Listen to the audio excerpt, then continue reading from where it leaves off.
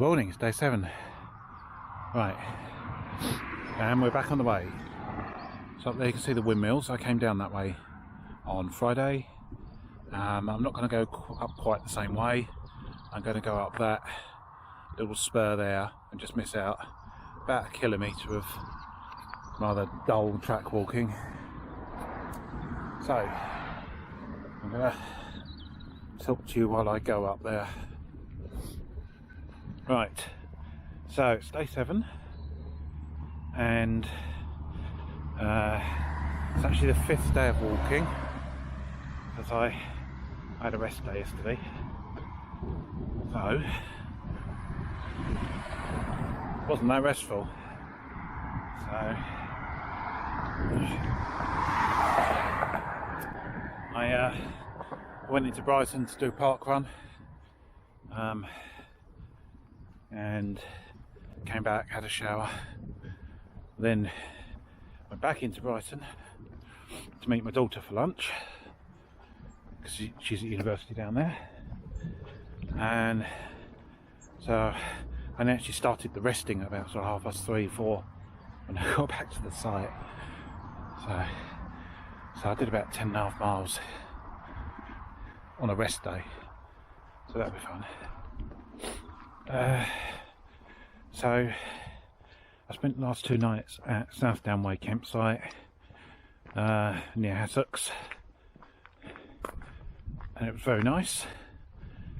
£9 for a backpacker, lovely facilities, it's just spot on really, so that was good. That's about all there is to say really. So let's talk about what's left. So I've got about 50 kilometres of the trail itself to do, and add about another 6 for just fanning around getting to it, and then from it at the end. So 56, so that's 2 28 kilometre days. I could obviously split it over more, but there's no point. I can do that sort of distance, no problem. The challenge ahead of me is 2 days, as I said, 56k, 1400 metres of ascent, which is a third of the whole ascent of the walk, which actually is proportionately about right, but half of that is in the last 10 or 11k with the 7 Sisters, so it's got a real sting at the end. So the way I'm looking to break it down is to do as much as I can today and leave me the shortest possible day tomorrow so I can get home.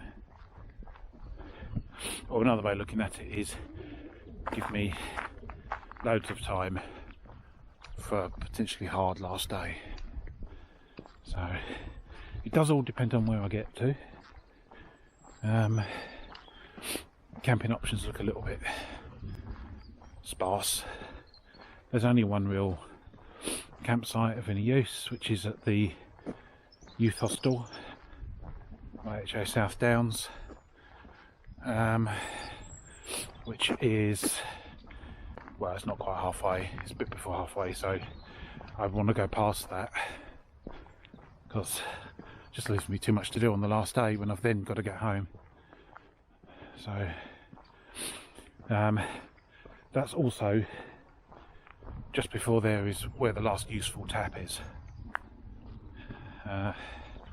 So the goal really is to walk to there, get it done, fill up with water, head up over towards Firle Beacon, probably stop up there somewhere, and then tomorrow morning all I've got to do is drop down at Alfriston, and then do the Seven Sisters bit. So that's the plan. It's a nice day for it. I've hopefully avoided the worst of the wind. I was quite worried about the wind on Friday night, Saturday night, which is why I took the campsite. You know, it was 70 kph gusts on the top forecast, and that worsened, so I totally made the right decision.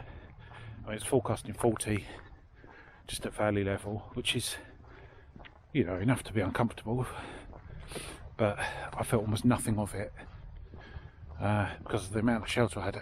Epic shelter at that campsite. I was in a little corner sheltered by a building, and it just didn't get me. I heard it gusting past, and I heard it up on the hills. I was glad I wasn't in it. So apart from it being a bit cold, everything was great. So we've got a good 2 days forecast now. It's not going to be necessarily very warm today, but it should warm up tomorrow for the end. Right, so let's get on with it.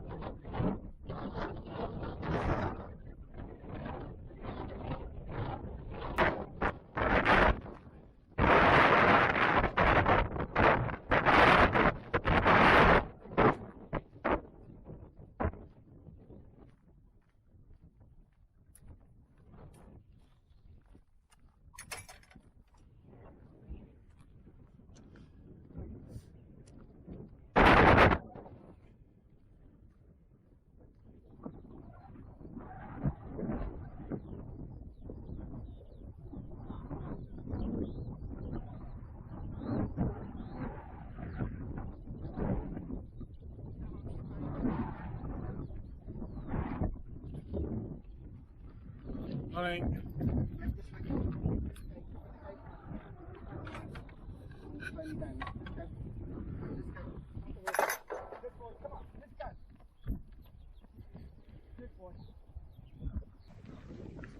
Morning.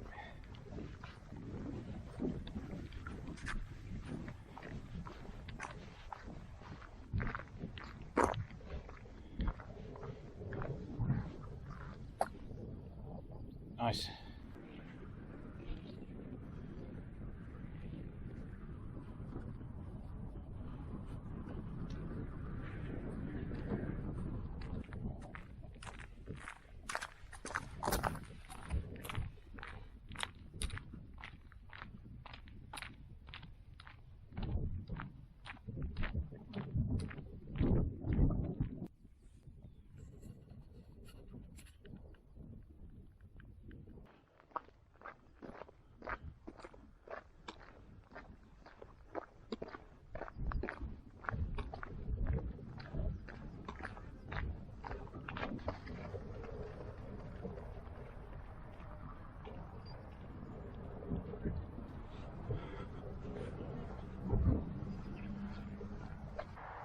Glad the marathon runners have all gone through now. They're really starting to get on my tits.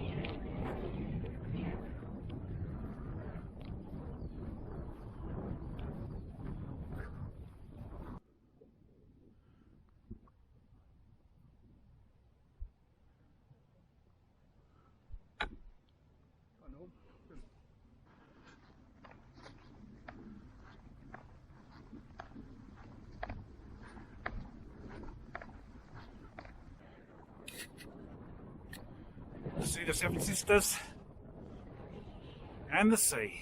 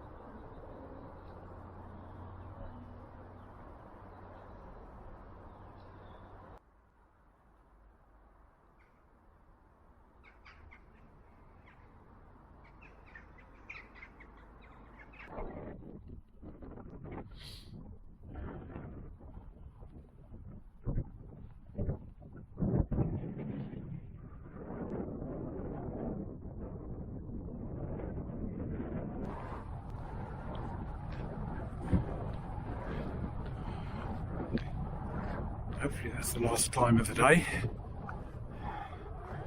Some more hang gliders, pass ending, whatever they call it, New Haven.